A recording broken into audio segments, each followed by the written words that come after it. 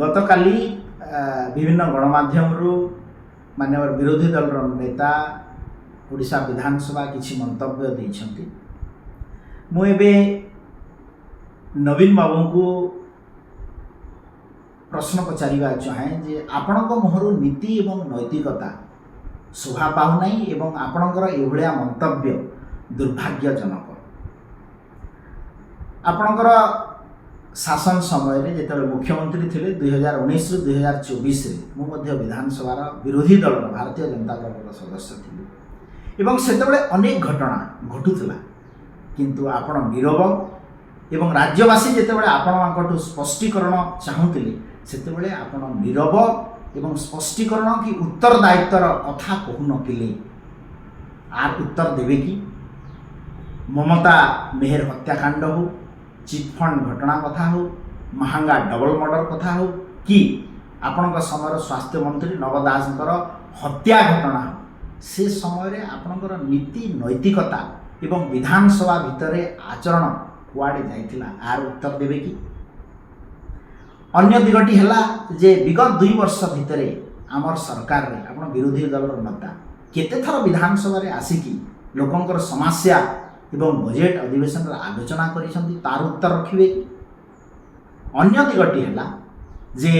आपणक सरकार समय परीक्षा और नियुक्ति प्रसंग रे मध्य अनेक घटना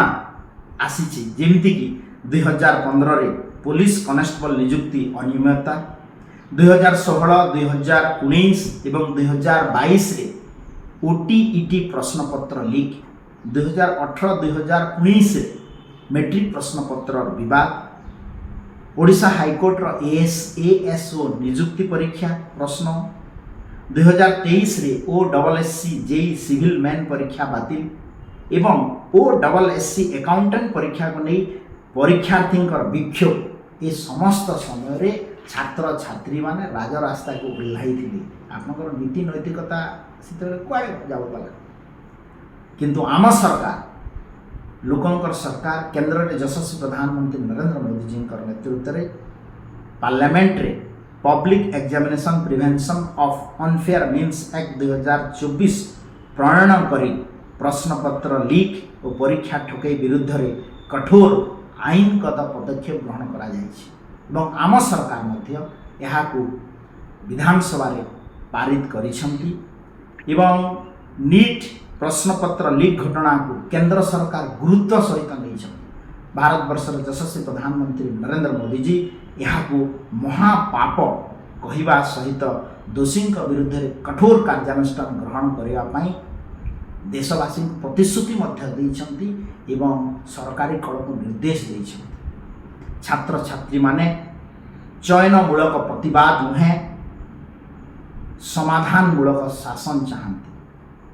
क्षमतारे थिला बेले आपणकर नीरवता एवं क्षमता छाड़िबा पड़े केवल प्रतिवाद यह राज्य युव समाज को आउ ग्रहणीय हेब नाही।